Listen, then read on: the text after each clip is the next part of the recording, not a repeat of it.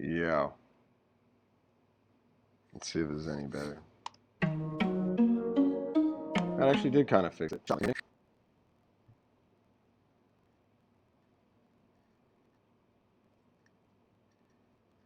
Yeah, it's gonna have to me at least. It's not a stream, it's just literally my computer can't fucking check.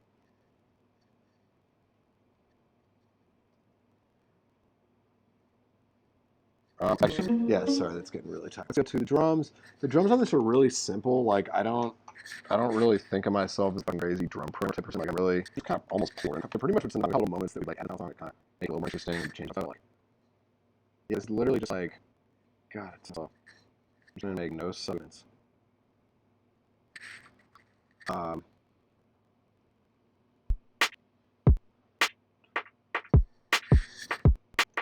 that like snare kind of does the thing. Literally the snare, not the main snare. It's just kind of right. You can see it's just like this kind of setting. It's just like my commit to like not digging through lots of sounds and finding the best one. Like I'm just so quick with it. Just like whatever works, whatever gets me down. Like, you can always go over it later and like get some to replace the drums with something better if I really want to get it myself. But I don't fuck care enough. Um, and I don't want to spend my time going through snare drum sounds. There's like a million people in LA that can do it better than me and on the internet. So for me, the focus is just getting the song down, and that's like tempo, chord progression, melody, lyric. So this hi-hat loop, I like made a bunch of these hat loops before I worked with Lil Nas X the first time because it was one of the only sessions I've ever done that was like, um, where um, I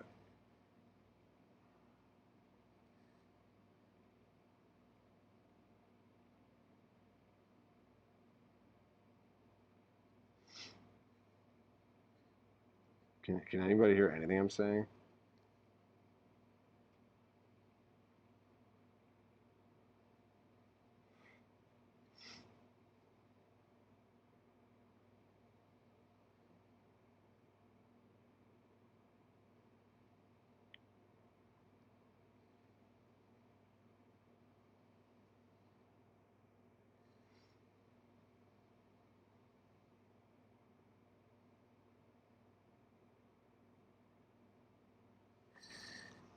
All right,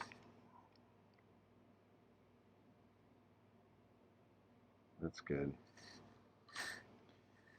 Um, this was totally fine last week. I'm not doing nothing different from what we did last week, so I don't know. Anyway, I made this hat loop before this Lil Nas X session. 'Cause I just wanted a bunch of hat loops. I was just like scared of having to do drums because usually I co-produce or I work with someone else. There's always in hip hop someone who's like really good with drums. That's like tends to be the main skill set of producers. And then like I usually fit in because they want someone that's like good with instruments or some shit. So like, this is like me um, thinking like, how can I do drums fast? Like, I don't use Machine or any of these other fucking things. So I was just like, well, I guess if I have some hat loops, that'll help me. And then I have to like literally drag every single one to make these rolls and stuff, which is genuinely how I would do it if it was just me at home. But then I made these, and then I was like, all right, well now I have them. So, it was just this is like literally probably a couple months after that, if at most. And so I was just like, all right, cool. So I drag it in, flip it the tempo, and then yeah, I mean, there's really nothing to this drum beat. I mean, it's just fucking yeah. Can't do it. Can't play it. Yeah, I just can't even play back at all right now. Damn. It's funny. It like shows it moving, but then it just doesn't make any sound. Yeah, we already tried that. My laptop's pretty hot, so it could be that.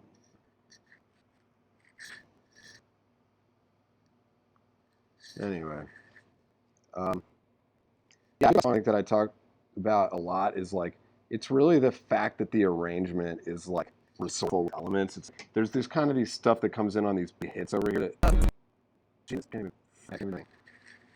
Yo, what's up, man? Um, like the music, and then these drums come into hats. Then that's when it back with the 808s. It's like every single element. You're already like halfway through the song by the time the 808 comes in. And I think to an extent, if you can get this shit to feel exciting enough without, relying on that. Like I think if the 808 and the hats came in like here, it would be kind of like you'd have nowhere to go, and then here you'd be like, shit, I got to add more stuff or whatever. But I think the way this works is like it starts with a chorus over almost nothing, then the drums come in with the verse, which kind of like counteracts the effect of it being a verse, which is like a less catchy part of the song, I guess. So it's like the drums kind of like it's like misdirection almost. They like distract from that, and that keeps the energy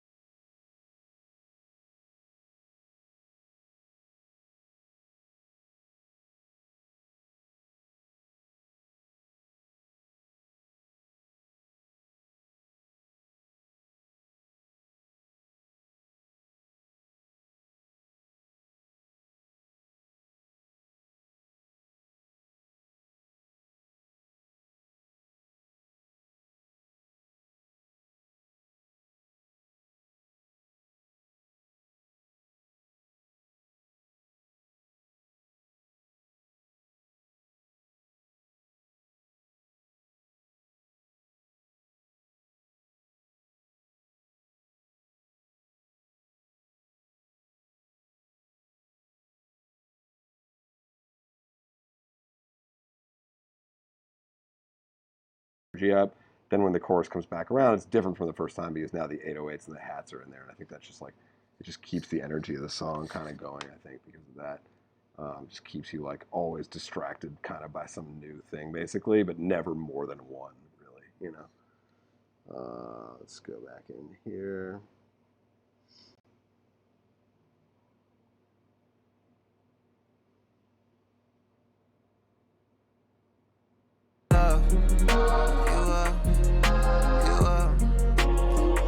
Those things are just made from these like loops that I have. I'll just solo them. That are like, I've made these loops for packs over the years, and like nobody fucking uses them because they're like too weird. But then I just have them around and end up just using them to create chops like this and stuff. Uh, is it working for you guys, or you can't hear me?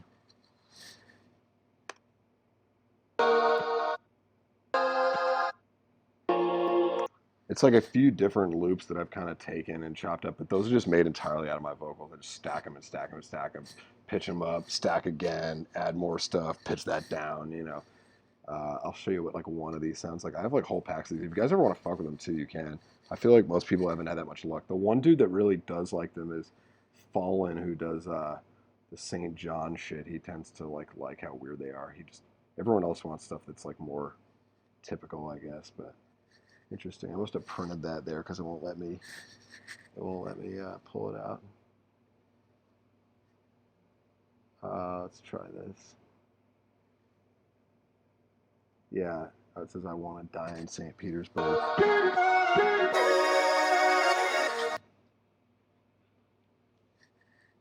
Okay. Well, it seems like no one can hear me, so.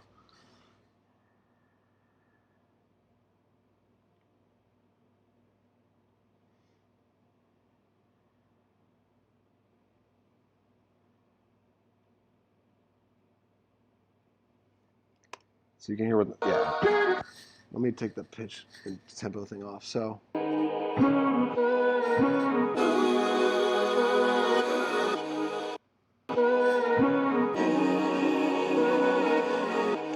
That's what that loop sounds like, and then it's just a matter of like finding the moment that's right. It's like, and then I know what chord that is. It's like some kind of minor chord off the top of my head, but I can just pitch it till it's the right one, and then you kind of get, and then just chop it. So yeah, I mean, I just end up resampling myself like a million times over. Yeah, I'll definitely send you those loops if you want. Yeah, I can just, I don't know. They're just like, I think people just want for loops. Most people want stuff that you can really just add drums to, and then it's just like functionally done as a beat. And I like kind of do that stuff, but it's like I don't know. I guess it's like that requires like more thought, I think. And I like to just do stuff that's like me fucking around, and it's like this might be cool. Like maybe you could figure out something to do with it. It's like I like that sense of freedom. I like working with people who are down to work that way.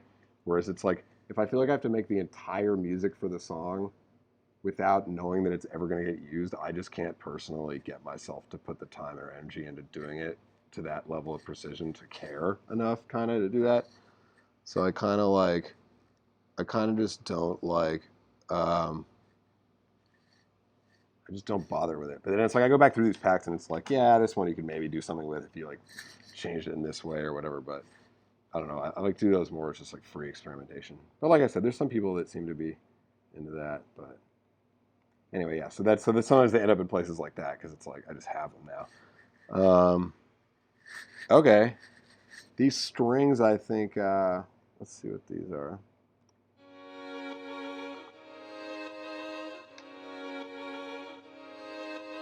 Yeah, you probably know that from the song. And those are just like, this is all just from some old string session for a song I didn't use, basically.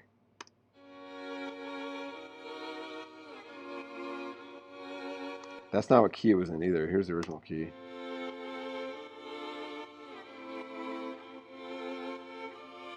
It was a song I had called Sad at the Party. Never came out. Maybe it will one day. But again, just kind of like, I just know my theory, I guess, enough to just be like, okay, like this is that minor key in that key, so that's up 5 half steps to get to this key, and then, you know, chop it to the right. Yeah, and then just kind of fit it to the progression, and you end up with kind of. I think those I actually kept in the final song. Like, I mean, they are live strings. They've just been resampled a lot. And then, like, the ones that are really crazy are these.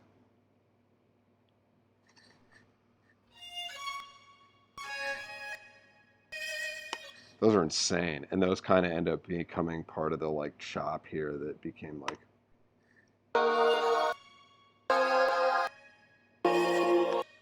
You know, that comes in between the you up, you up, you know. And so yeah, I mean that like same thing. Like this is just. I mean, this is actually like a pretty good technique, I think, for anything, which is like this shit. You can almost take any audio and put it into the key and just chop it up like that, and it'll sound good because the point is for it to be chaotic. So it's like.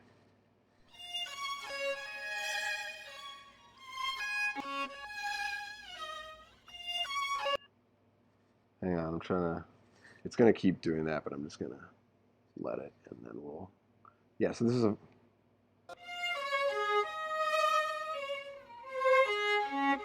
That's just literally from the end to Everybody's Cool With Me. It's the exact audio from that. And then it's already a little bit sped up here and pitched down. I can take that off if you really want to hear every step. Here you go.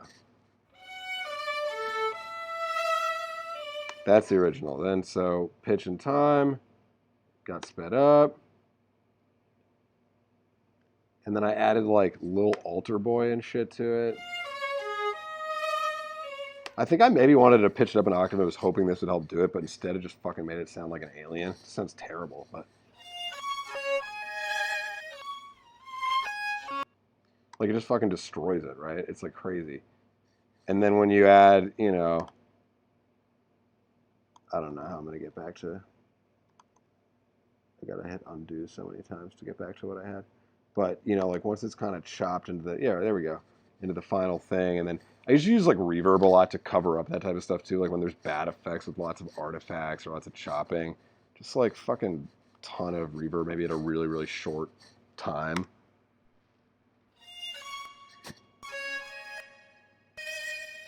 Some of that glitching is just my computer right now trying to run Streamlabs, but that's like more or less what's in the final thing.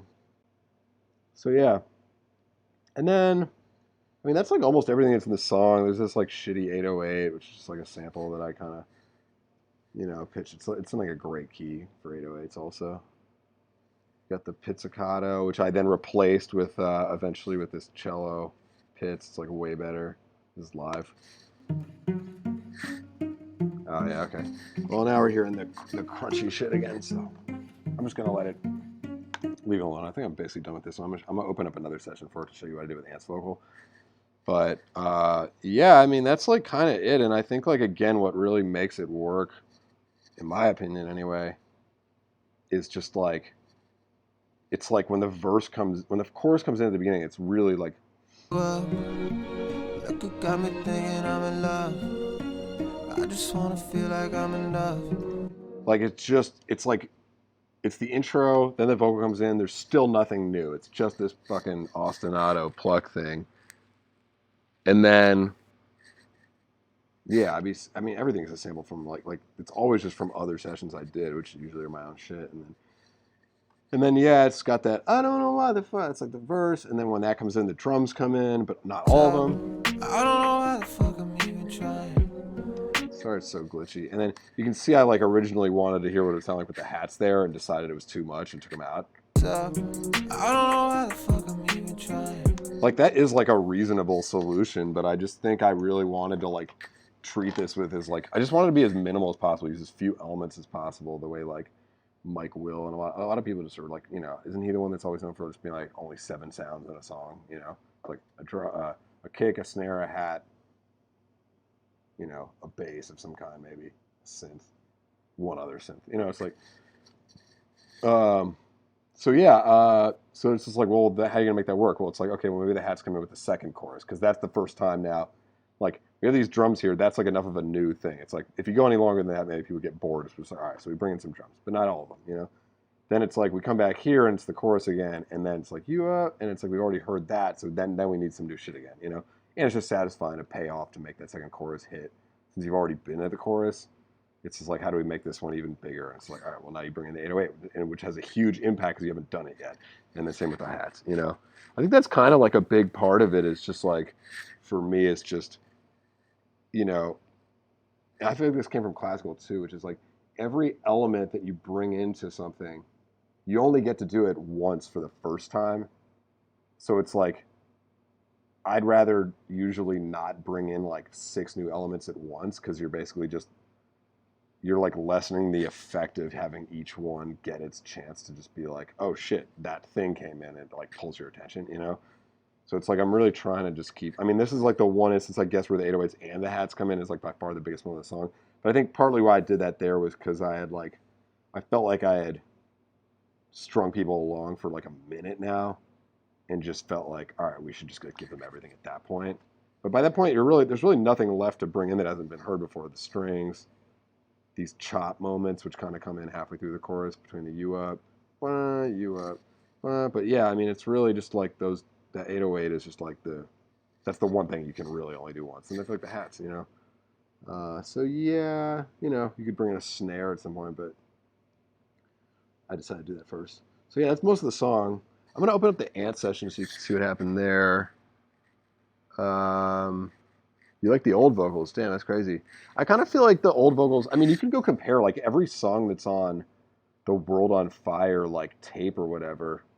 You can go hear uh, every single song on there except for World on Fire. There's like 10 other songs on there, all of which you can go hear the other version that I put out, which probably has way more streams on it because that was just sort of something I dropped really last minute. But like you can um, you can kind of hear side by side like where I tried to take the vocal and then like originally this whole album sounded a lot the way those EPs sound, where it's just this kind of like brighter, lighter, airier tone, which I always say just sounds to me like Mike Posner or John Mayer or some shit, which is fine, and I like those guys, but it's like not. It just didn't feel like it fit with the music, and it felt like it was turning people off. Who like the audience I wanted was an audience that was going to be into this kind of like darker production, that likes hip hop, that likes auto tune, like and then I was just here giving this like super clean poppy vocal, and Spotify was like putting me in with these like clean pop dudes that I'm like I don't really feel that much connection to, and so I think just darkening the tone. I listened to a lot of St. John, a lot of Khalid, a lot of Post Malone, and just tried to like figure out how they were doing that shit to their voice, especially the first 2 of those. And so yeah, I guess James Blake a little bit too. Anyway, let me X out of this. This will probably take a second to do because everything's slow as shit when I'm streaming. Up, and then we get my chat because I don't have any other way to do this. All right, so now let me open. So yeah, I mean, I think I've mentioned this. Like basically every song on this album that had a feature on it, the feature came like way after I'd written the song. So like, there's a second verse to You Up, and I'm gonna perform it when I do this thing in New York on Thursday. I'm just doing like my verse 2 to Phases, my verse 2 to You Up, my verse 2 to Get My Shit Together, and all those got cut from the album. But but that's just like, you know, I wrote them. I wrote them as like full songs, and then I kind of was just like, I like wanted features. I wanted the people that I really like, you know, um, working with to kind of like contribute stuff and just like like I would much rather, especially with people that I don't know super well maybe, or that, you know, whatever, they're busy, like Ant. Like I know Ant decently well, but he's just kind of so busy working with other artists that it's like I could get him in the studio and try to make a song from scratch, but then it's like you have so much riding on whether or not that song is good when we leave the studio. And I would much rather, if I'm going to get a feature from someone, put them on a song that I know is good. So it's like going to actually be worth it, kind of thing. And I knew the song was good, or I knew I thought it was good, and people liked it. So I was just like, and I thought about how he could do it, and I was just like, yeah, I feel like he would go really well on this, and like, then it's like I'm getting the max kind of benefit of it, I think, you know. So that's kind of, yeah, St. John's crazy. John Mayer's crazy too. But yeah, so here's what it is. So he sent me back this acapella. It's actually an MP3. I never got the wave of his vocal. I think I asked him a couple times and was going to slot it back in, and I just was like, you know what, this sounds fine. I don't really care. I mean, MP3s you can get pretty high quality now, and I'm just like not a fucking, you know, I'm not a fucking, yeah. You said you got it. What is it? I know you're supposed to go to work tomorrow. What happens if there is a no tomorrow? Those are the first two lines of the verse two, and then there was something about how like if the planet blows up, and I sent it to Joe, and he was just like, I feel like you just go back to the science line there. Don't worry about the planet blowing up. I was like, all right, sure. And that's like almost like a pre. I guess the pre is really that. Oh, it's Diana. Anyway, nobody cares about that shit. So yeah, I got this MP3 from Ant. I got the bounce, and I was like, cool, send the vocal. And he sent the vocal as an MP3. I was like, all right, whatever. I'm just not. I don't care. The audio shit. So this is so funny. There's one bar of cello that I added to this to make those gaps work. So I mean, you can hear. I also did one timing adjustment over here. This is like real subtle shit, but this is a wet vocal, I think.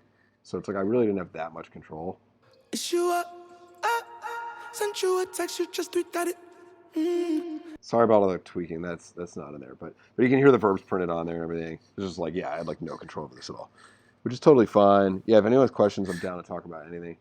So yeah, and then like, I mean, the big inspiration here was that this humming stuff was to put these gaps in there, which I did after he did it. I was just like, felt like the things to really make it feel like, you know, that he was like a fundamental part of the song and not just on top of a verse. The other thing is that he went, normally the chorus would have come in here, but I like left it blank. This is like my little trick, I guess, which is really funny because I've had people do this to me and it's actually really annoying, but what I do to everybody else, I just send them the song usually muted after chorus one so that it's like, it just kind of goes on forever until the end of the song and it never comes back to my chorus. And they just sort of like up to the artist to just kind of, I mean, some of them I did in person, like Lancey I was there in person for, and Hudson and a couple other ones you haven't heard yet, but Ant did it remotely, so it's just like, you know, if someone's like, yo, send me the track, then I just send it to him, and just leaving a gap that's just like basically goes all the way to the end of the song, so they'll just like won't know how much I want and will hopefully like give me more rather than less kind of thing, and you know, let them decide when they're done kind of shit. And it was good that we did it because it's like the beat comes back in full for my chorus, and that could have been the end of his verse, but that's when he like starts going full voice and like really ripping into it. So I think like that actually was a good decision that was inspired probably by me sending it to him that way. But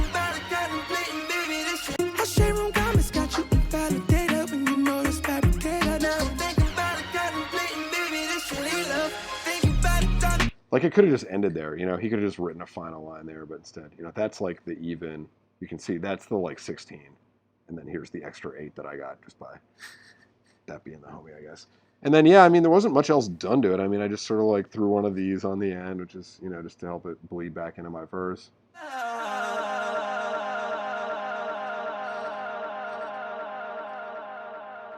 You know, sorry about the garbling.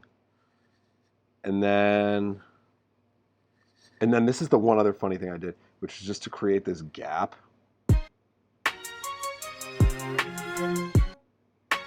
I just wanted that. Nah. So. Just retard it.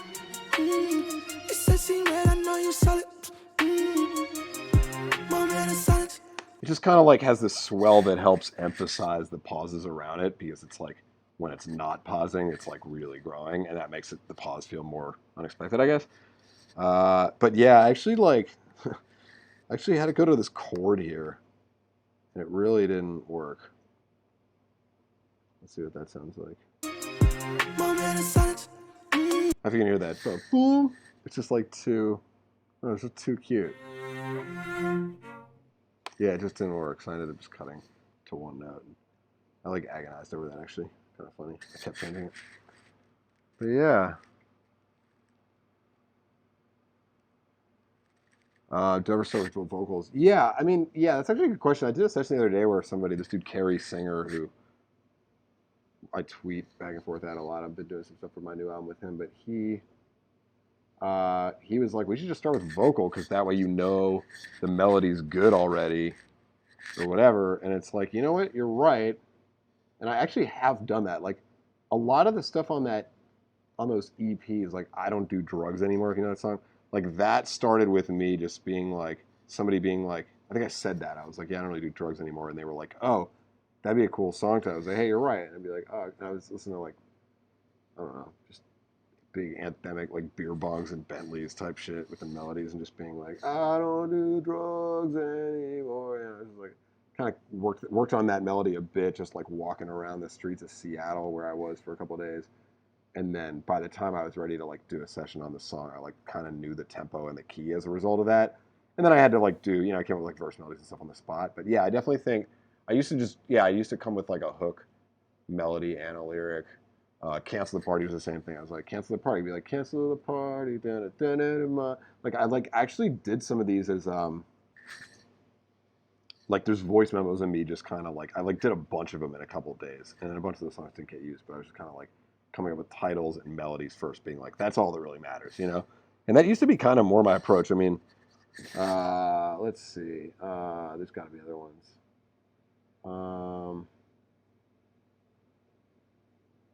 Definitely from those EPs, that's where they would be. But yeah, not on this album so much. I mean, You Up. I think I knew I had this like da da da da da da, and I knew I like sort of had this tempo and chord progression. I guess. Like I think that came from maybe like a Drake song or something a little bit. So then I kind of came in knowing I was gonna sneeze, find a way to make that work. So I think like You Up. I had the title You Up from a previous session I had done with somebody, and then I was kind of like, let me fit that title to this sort of flow and key and stuff that I want to do. Oh yeah, 15.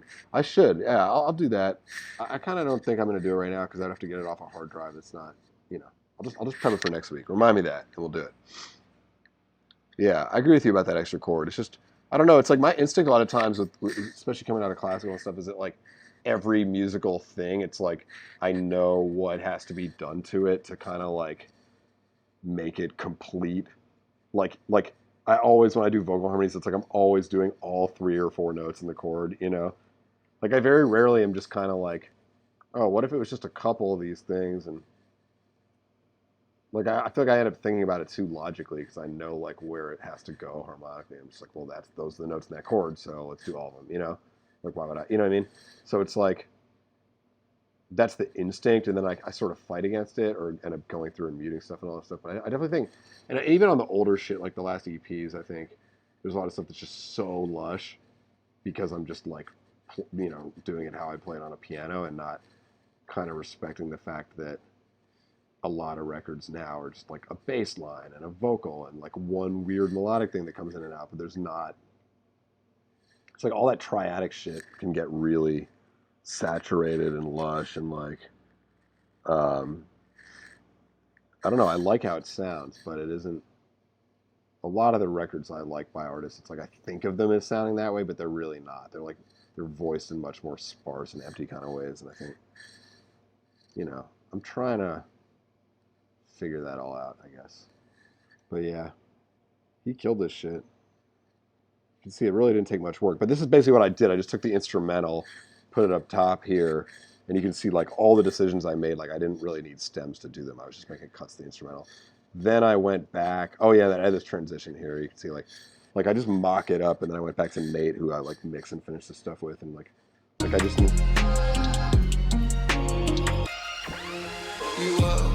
Like I just wanted to create the effect of like a dropout there with not all the, I was just like, then the music will just stay in. So just like I just did it that way rather than getting like 50 stems of the song and actually doing it and then sending the whole thing back to the guy who I've finished this stuff. I was, I like to just get these either an instrumental or maybe it's sometimes I get just like a print of drums, vocals, music, and bass, and that's it. So that's like I can just make big arrangement decisions like all the music comes out here or it goes to the music from the verse, but it's like I can't make detailed decisions. Like I'm not going to be like, oh, this clarinet could be handled. It's like you're just committing that whole stuff is like, no, that's just what it is. And now I have sort of these like 4 tracks that I can maybe mess with a little bit if I want. And it's like, it just keeps you from getting too bogged down, I think sometimes. So in this case, I was just like, I'm not gonna like his verse is so good. It feels really good over that. I'm just going to make a couple decisions with this instrumental. I'm going to add this cello thing, and whatever. So, I mean, that, and then this, I guess I must have added an outro. I don't know what that's about. Oh, yeah. Oh, that was actually something he did. Yo, I totally forgot about this.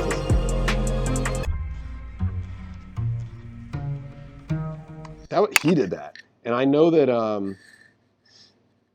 obviously tons of people do that shit. Mike Dean does it a lot. Mike Dean, I actually asked Mike about that one time, and he told me he invented that. Where I was just like, yo, do you invent that thing where the thing... I mean, I think it's like he's from Texas, and it's like a chop and screwed kind of thing. But specifically the idea that at the end of a song, the instrumental is going to go exactly half speed down an octave, just as the outro of a song. Because I've heard it, he's done it so many times, and I was like, I feel like I've heard other people do it, but I think they're usually copying you, and he's just like, yeah, I invented that. Or I asked him if he did, and he was like, yeah.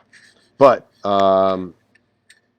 Ant his engineer just did that shit on this, and I was just like, yeah, it is pretty cool. And I think I played it for my girlfriend, and she was just like, oh, I like that ending, so I just kept it. But originally I had it like staying fast all the way to the end and then just ramming straight into the next track, which is sort of more, you'll see when the album comes out, like that was sort of the feel that I wanted for the first few songs, that just like literally the song ends and just the next song ends. It's just this fucking like never-ending momentum until it kind of settles down in the middle and gets more like ponderous and shit. Like, so I was worried it would maybe not, that it would detract from that a little bit, but it's just a cool effect and it sounded good, so I went with it. Yeah. Process of finding a chord progression. Yeah. Well, this is an interesting one. I mean, this is like, so this chord progression is basically, if you're in a major key, it's 2, 3, 4, 5. Bum, bum, bum, bum, right? It just keeps going up. 2, 3, 4, 5. And it is this interesting one. There's definitely a Kanye song that does that too. I forget what it is. I think it's on one of his first couple albums. I used to know this.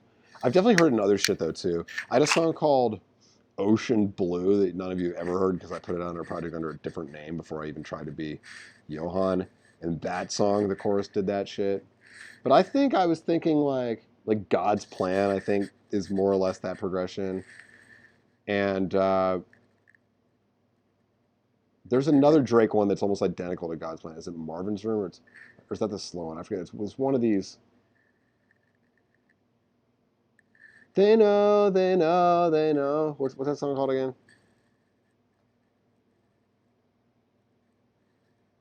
That one I think has more or less the progression. It just starts on the 2, just kind of keeps building, and it sort of has a similar, like a lot of these good progressions that have kind of become popular in the past decade or two are ones that just kind of feel like this never-ending cycle that's always going towards something but never getting there.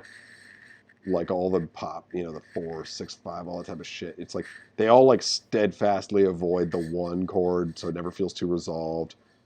Or if they do it, it's like the 1 is like right at the end, right before it goes back to the 4 or something like that, or the 2. So it's just like the 1 chord itself becomes part of the flow. It never feels like resolved. It never starts on the 1 or anything like that. So this, yeah, I think this tempo and that progression was all sort of like Drake inspired. There's other artists that have done it too, but just this kind of like slightly darker, but also like building, kind of hopeful kind of thing. Yeah, what is that?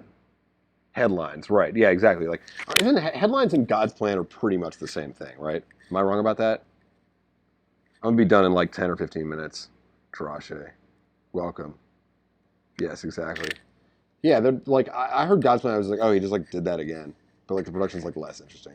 I mean, I like God's Plan, but it's just like it was just funny. I was just like, there's absolutely nothing to do about this. It's just pure like, just you know. I heard you like Drake, so we put Drake on your Drake so you can Drake while you Drake type song. But yeah, I mean, I think that was a big factor in it. I mean, I knew that melodically, I wanted the verse like like the chorus was so low and kind of rhythmic that I was like, I want to kind of flex that I can sing a bit and write a melody, and I just something that would contrast from the verse, just like you know, you up, I want it, done it, something. Like I could have stayed down there, I guess. Like maybe that's what Drake would have done. But I think like stuff like Hotline Bling and shit too, maybe. Where I don't know why Drake was really on my mind with this, but it's like, um, where he goes like, like when he goes, and I know what the Hotline Bling, and he goes up like way up, real high for his voice there.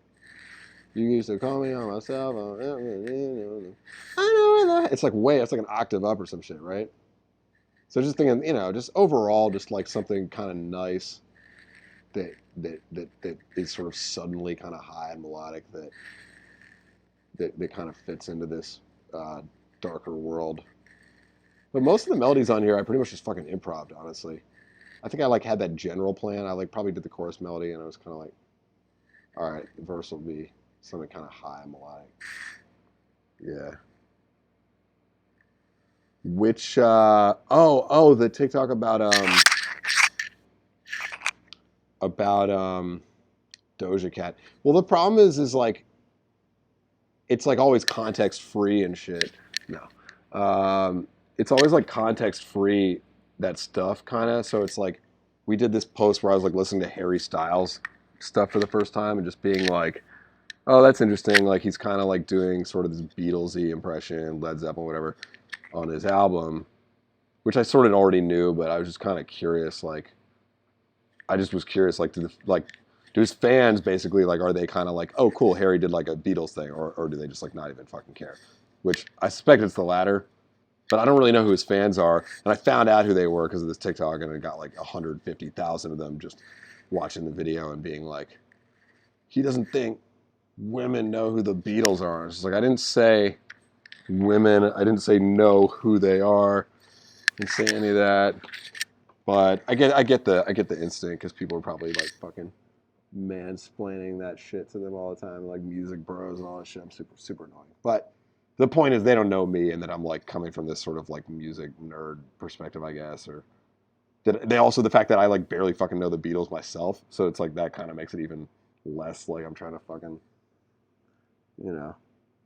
But yeah, and same with the Doja Cat people. It was interesting though how like people didn't seem to really hear those as being similar. I mean, half of the people did. Like, I got a lot of retweets and shit that was like, "Holy shit!" I was wondering where I'd heard this before. And to me, they sound pretty similar. But it was funny because a lot of people would just be like, they both have a synth, and I'm just like, I'm not even talking about the instrumentation. I'm purely talking about what notes they are, which is like the most like suable part of this shit, to be honest. Although that wasn't really my point. So I don't know. It's kind of weird. Um, and it's like totally fine. I mean, I get people are gonna defend this shit, and it's like I don't even 100% care, I guess, because it's like I feel like people watch so many TikToks every day if they're on that app that like, no, like it's like, are any of the people who saw either of those and didn't like them ever gonna?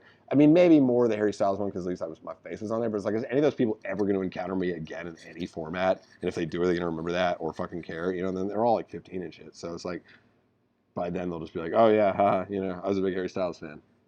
I fucking hated that video. It's like, yeah, fair enough.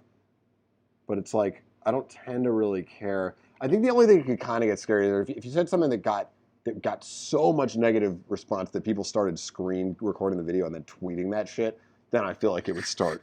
You'd start getting, like that dude. What was that creepy? Well, there's been a lot of stuff. I mean, I see a lot of stuff on Twitter that comes off of TikTok where people are like, like, check out this fucking douchebag on TikTok, or like, check out this horrible trend that all these dudes are getting in on, or like, check out, whatever it is and stuff. I don't know, but it does make you kind of cautious. But yeah, I didn't really see that as like a particular like problem. And I think I had just as many people defending me. That's the thing is, if there's enough people on both sides of it in the comments, you can just let them fight it out, and it doesn't fucking matter. You know what I mean? Where it's less fun is like on the Harry Styles shit. It's just like no one's gonna be on there. I guess because I didn't even really have much of a point, so it's just like who's gonna come on and be like, nah, he's right. Whereas with the Doja thing, I was kind of pitting her against an artist that has equally insane fans, who's Kanye. So it's kind of like in that way, like, you know, it's like kind of they're gonna fight each other in a way that's kind of equal. But yeah, I do have a matter of fact tone. You're absolutely right about that. In my low voice and shit.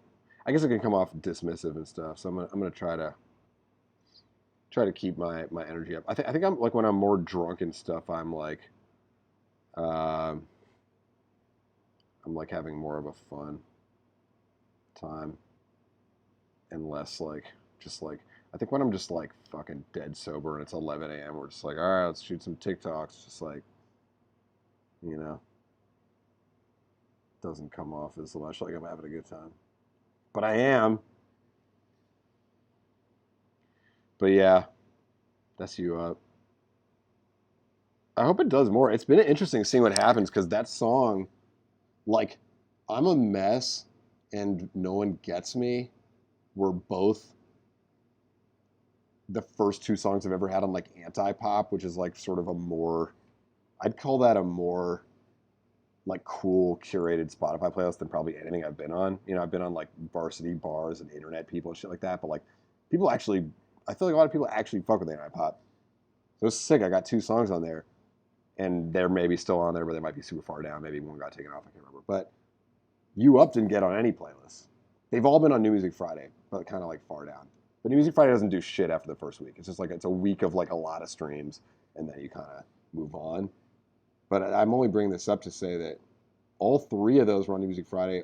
The other two were the ones where the artists were tagged. Like if you go to Rumor's page or Lancey's page, my song shows up as one of their songs too. But You Up didn't even have that because Ant was like about to put an EP out. And he's just like, just you can have me featured, but I can't be like you know primary artist with you on there. So You Up didn't have that, and it didn't have any editorial playlist at all. And it's like outperforming those other songs by like fivefold right now. Like it's doing like 5K a day right now, and those other ones are doing like 800, 900 a day. And they could like have more moments, but it's been interesting to see how like it really is just like people just like the song, you know. So I don't really know exactly what to do with that, but yeah. Oh, is everybody talking like me? That's hilarious. JB shirt's on fire. Jesus.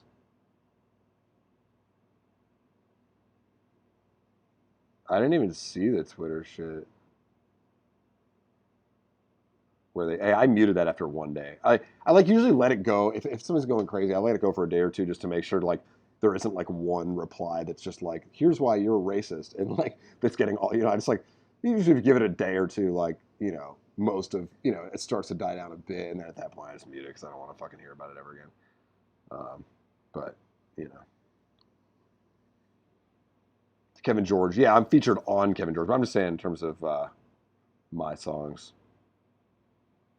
But yeah, and I'm not whatever. It's not like a hit or anything. I mean, it could get bigger. I mean, it's definitely the first song I've had that like at this stage, 3 months later, it's actually like getting more streams every week. Like it's sort of not. It's not like blowing up, but it's like steadily climbing. Like where every week it's doing slightly more per week.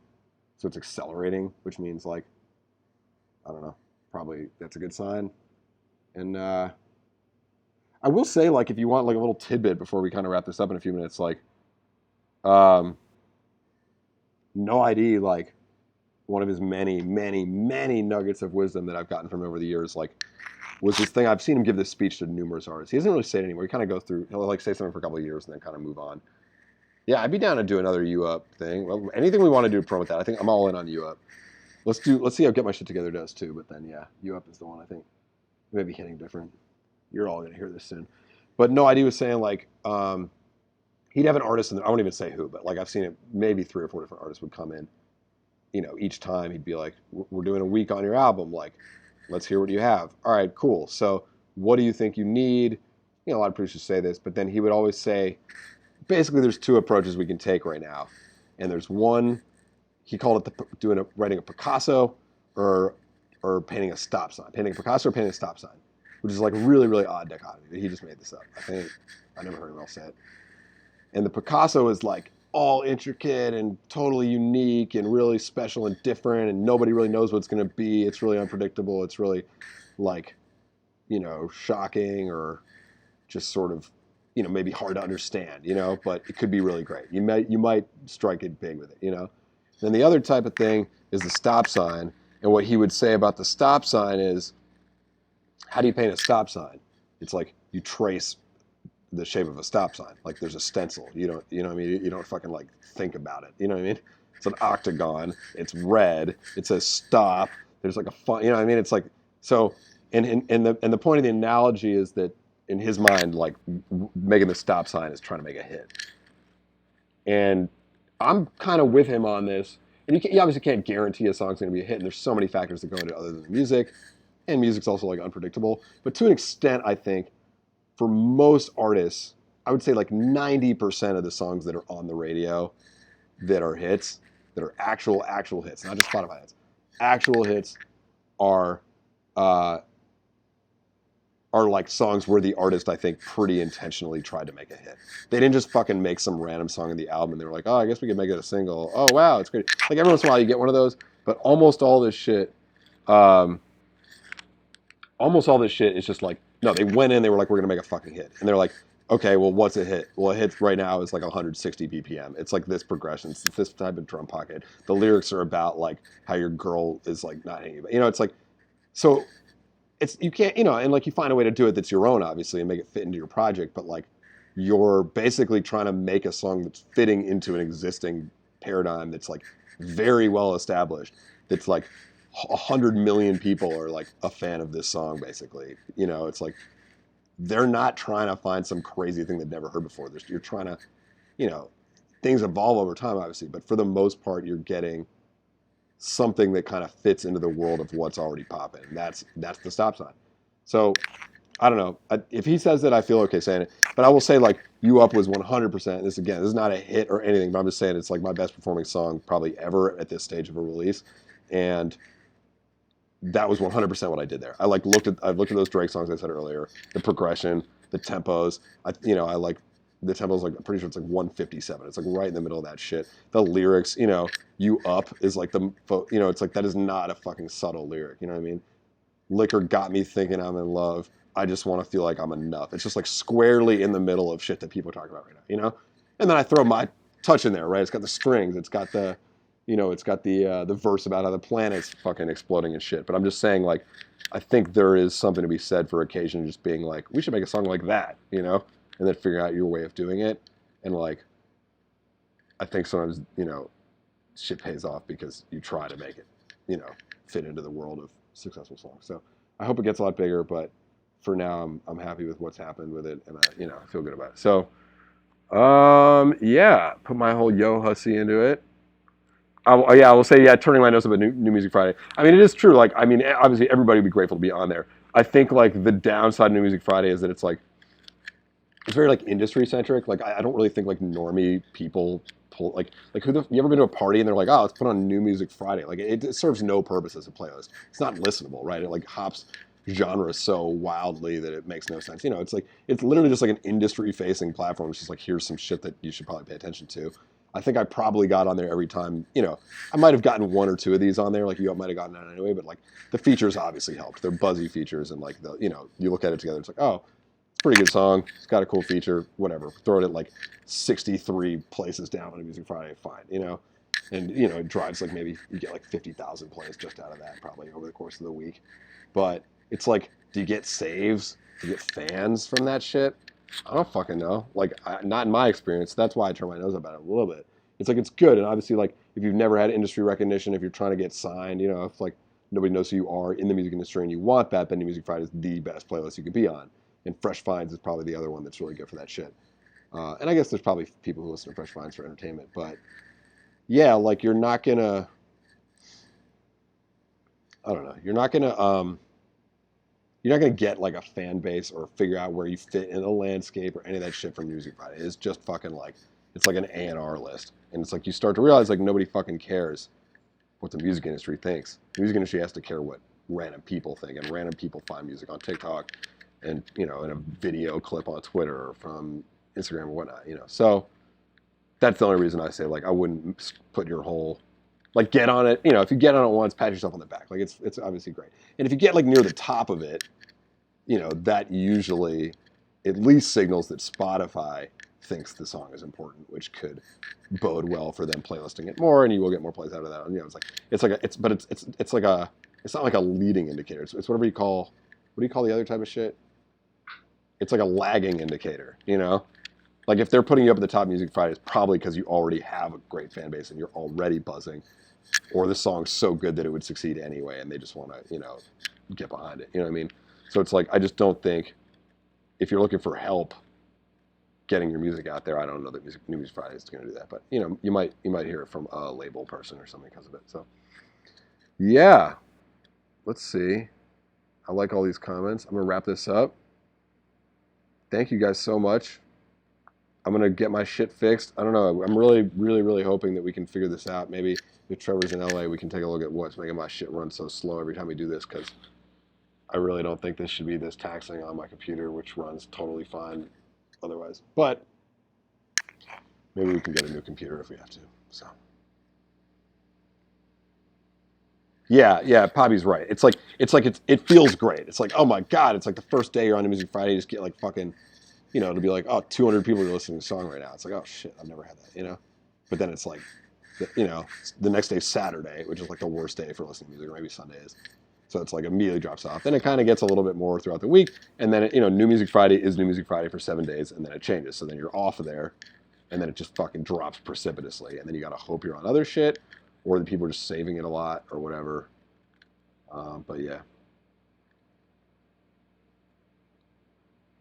We got to take this Wednesday off from the review shit. I'm going to be on a plane going to New York to perform Thursday night. If you're in New York, I'll see you there. Next week, well, but again, like discoverability from who? Like this is my whole fucking point. Like I think it gets you discoverability from the music industry. Like every A&R looks at New Music Friday. Every single person that works in the music industry, pretty much, I would say, fucking, you're coming to LA, right? You know, it checks that shit. But it's like, does any potential fan check New Music Friday? Even one?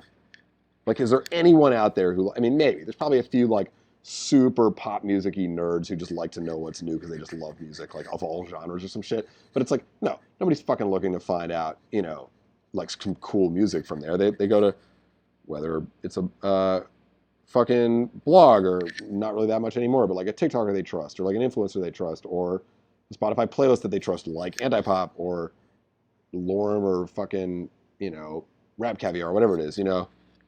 That's where they're getting recommendations about music. They're not getting it from New Music Friday. So I don't really think it does much of anything. It just puts you on the radar of the music industry and gets you a bunch of plays that are basically totally valueless. It does not get you saves. That's my experience anyway. So yeah, I would not say. I mean, the other thing is it has like a bit of a. I think there's probably an effect internally because it's like they probably don't circulate. Like it's not like the entire company of Spotify is like debating what to put on New Music Friday, right? It's like basically one person who does it, and then I would imagine that a lot of the other playlisters who, you know, it's like whoever's doing like some of those other vibey playlists, like they probably scroll through Music Friday to hear shit to maybe playlists. So it's like it could be just again like evidence that Spotify is going to look at your shit and take it seriously, or that other people in the company like maybe it like might help create that effect. But it's not. I don't think New Music Friday directly is going to get you like a single fan from the general public. No, Thursday's a ticketed show, so just get a ticket and it's a real like. Sorry, yeah, the thing in LA was a complete clusterfuck. It was more of a party. It was in a space that doesn't have like infrastructure for ticketing and stuff. But this is just a fucking show. It's at Knitting Factory. I'm opening for Elise Sostre, whose album I was on, and I'm also on his next album. He's fucking amazing. He's a singer. It's like you can see it on my IG profile, or just Google. Literally, I'll type it in. Elise Sostre. I've been told that's how he says his name, but I'm going to find out once and for all on Thursday. Just literally search Ellie Sostre, Johan Lenox. knitting. Yeah, bring friends too. It'll be fun. So I think he has someone before me, like his like producer DJ person. I think is doing a set before me, and then I think it'll be me and then him. And I got the string quartet. I just did a rehearsal today. It's gonna be fucking great. I'd love to meet you. I'll be at the merch table after. So please, yeah, pull up Knitting Factory, Williamsburg, whatever it is, 789, something like that. So hell yeah, and I'm down to talk as much as you want. Who outsources to agencies? What are you talking about?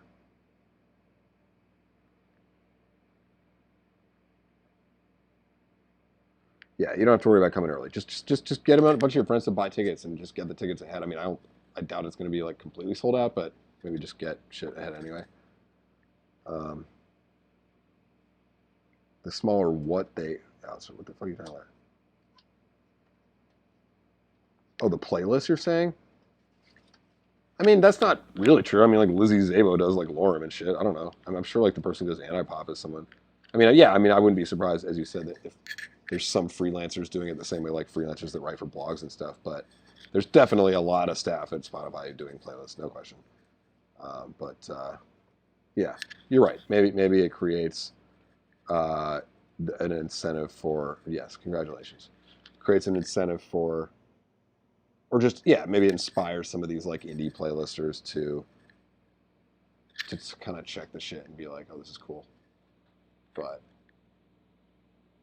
yeah, I don't know. It's like a blog. Like being on a blog isn't going to get you fans much anymore, but it might get attention from other people who, might give you opportunities. Like, oh, I saw your song. Like I got my agents because I like wrote an article on DJ Booth. That's how they found me. You know what I mean? They keep track of DJ Booth. You feel me?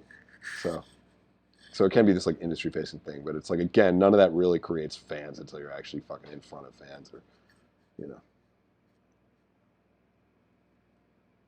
Yeah, you guys should meet up. Definitely. You should hang out before the show, get drunk. I'm gonna be fucking wasted. Holy shit. The thing is, I'm probably gonna be really hungover too, because I'm gonna get really fucking wasted the previous night. Just yeah.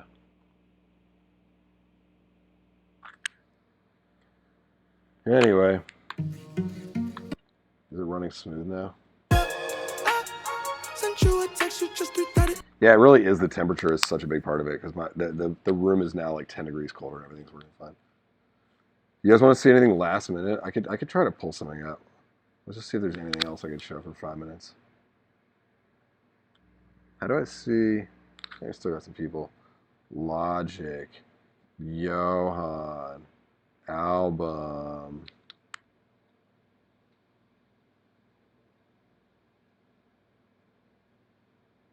I can show you this shake. I'll show you this. Fuck it. Here's the 070 shake interlude. This replaced. She was gonna be on the intro song of the album, and then she like recorded something, and then I sent it back to her a month or two later, and she was just kind of like, oh, I don't like what I did. Like, can we do something else? And I was just like, yeah. And she's like, can we just start from scratch? It's like, oh, all right, fine. So we made this interlude, which came out fire. But I just like, it just means another track on the album, basically. But yeah. What do we say? I got my save the date invites. What gets the fans the most? I mean, I think like if like Kylie Jenner posts her song, I think like her followers probably really give a shit. You know, if like Kevin Abstract is like, yo, I fuck with this new artist, that will do it. I think. I mean, that's partly why I do the features. I mean, obviously, I'm like limited in part by how much they promote it and stuff, and also how serious their own fan bases are, I guess. But like in theory, like having artists that have a really rabid fan base say that they really fuck with you is probably the best way. Because their fans follow them because they trust their taste. That's the main reason. That's kind of what it means to be a fan of an artist. I think to an extent, it's just like I trust this person to make good music, to find good music, to get good features, to find good producers, to like find good art, to get a good. They're gonna, and I trust them to find cool artists to open for them and cool artists to put on. So it's like, I think that's kind of part of it.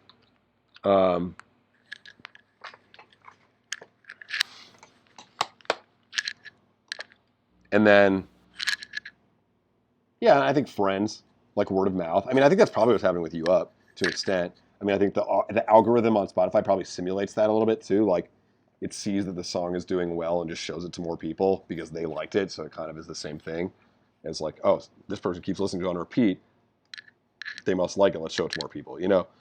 But in real life, there's probably an aspect of that too, where I've seen people be like, you know, I posted a screenshot of one today where somebody texted their friend about me, and their friend hit them back a week later being like, yo, I can't stop listening to this Johan dude. Like, that's the fucking best recommendation, right? And it's just like, you can't really do anything about that other than just create an experience that makes people want to share it, you know?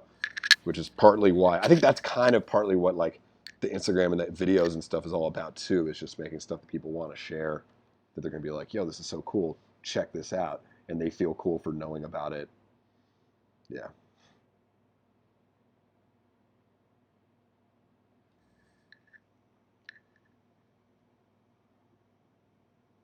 Oh yeah, I could do the Hudson one. Let's do the Hudson one next week. I'll do that. Remind me. It should be pretty easy. I should have it handy. All right, here we go. This is Shake.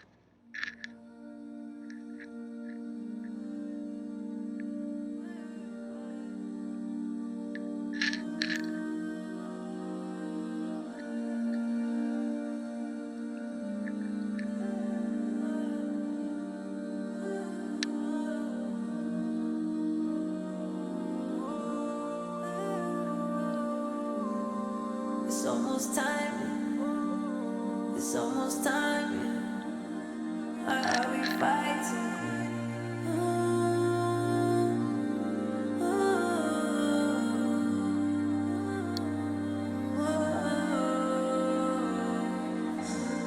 Why are we fighting?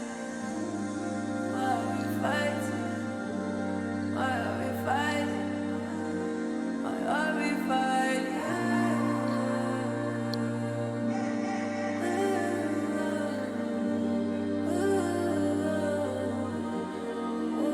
I'm gonna pause it. You get the idea. This instrument is here. This is like sampled from my voice too. It's just like pulled from random vocal stacks I did and shit. And then I've just like made this keyboard that I can play. I wonder if this will work. Let's try it. You should be able to hear this.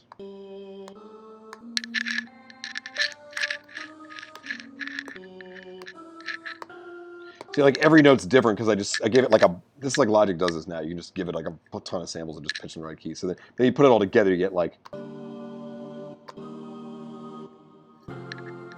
know what I mean? It's got this like real textural shit. It's all my voice, but just different format, different timbre, different, you know, recording settings, just all into these combinations. So I use that a lot. So, and Shake was just like, yo, let's do something with like your voice and my voice together. So I was just like, I started the idea. These vocal stacks came in. I did these after.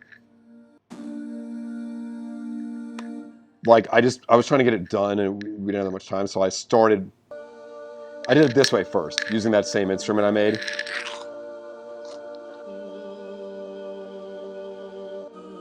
I just gave her that loop and she was like, all right, cool. And then she like just got on the mic and did all this shit at the bottom, which you can see I've like edited a lot to kind of make it fit into a thing. And then I kind of went back and did all this shit to just make it like more natural.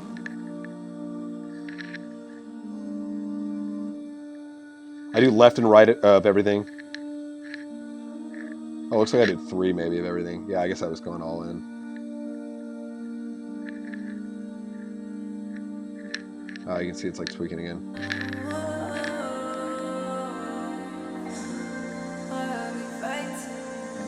So yeah, there's nothing in here that isn't vocals, I don't think. I might have had a cello in here once, and then I took it out, I think. So it's fully a cappella. It's pentatonics, core. Yeah, I mean, I'm going to respond to this, what you're talking about, with the bigger producers. I mean, again, though, I think if Mike Dean is like, this is my guy now, like he has a few, he has one called Dice Soho, Apex Martin, that he's just like, this is my fucking guy. Like, I actually think it does a lot. And like tons of people probably want to work with them, maybe just because they think they'll get to Mike Dean. I mean, it like definitely works for me in this sense. I mean, obviously I've like been able to work on a lot of shit, but a lot of people are just like hitting me being like, can you get me to this bigger artist, which is like not that exciting to me and, you know, sucks after a while. But like, I think definitely to an extent, it is like, yeah, association. They trust somebody, that person puts you on, you know, that now they trust you, you know? I mean, that's been me too. Like a lot of these big sessions I've gotten into, it's like I was there with somebody else that they trusted, you know?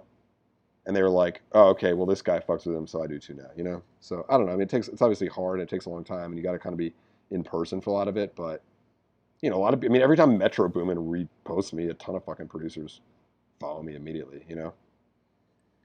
Yeah, you'll get there, man. You just got to figure it out. I would just figure out like stuff related to existing songs that are popping off, like covers or like reinterpretations or whatever. Like eventually, you know, like the way you flip that vocal on my shit, that acapella. Like I would just, what if, what if fucking, you know, Lil Keed was like a fucking was on a hyperpop beat, you know, just like whatever, just like shit like that, you know, just like leaning into existing fans of existing shit. That would, to me, would be the strategy. Damn, Jarashe's killing it. Yeah, you just gotta find your lane. You'll figure it out, man. It's definitely, yeah. It sucks. It definitely sucks when you have no following. It like nothing goes. But then it's at some point one will just take off if you're strategic about it, and then once it takes off, it just gets easier from then because you sort of from then on, like all the people that followed you from that one taking off are like hopefully gonna enjoy more of that type of shit, and then you know do more of it. But yeah. Yeah, I was. I've been working with Harry Hudson. Me, Mr. Hudson, and Harry Hudson have been working a ton, and Will, my sound guy. Like the three of them have been making Harry's like album. So um, Harry like hit me yesterday about some like NFT shit or something. But he's fucking great, and I did strings on his shit. So I guess I just have to say that about every artist that anyone names ever. You get bots? I would think you would just get like. I don't feel like I have that many bots, but I believe. Yeah, Jaden Smith's dad put his ass on. And I got connected with Ellie or Eli Sastre, which again, we're gonna find out. I'm gonna say Ellie Sastre because that's what I was told by somebody else. I like just was a fan. I found him through the Spotify algorithm. Like I was looking at people like Saint John, and it was like Rio Cragen, Ellie Sastre, Amir Obey. Um, there's a couple others. I forget their names. It's like a whole group of people. Che Ekru is from Boston. They're all fire. And I just followed all of them and just started like tweeting at all of them and shit and hope. I mean, the blue check obviously helps get a follow back, but with Ellie doesn't fucking check his shit at all. And that one, I just like I posted to a story a few times, and somebody eventually was like, "Oh, I know that dude. Here, I'll connect you." And he did. So yeah, and I did a lot.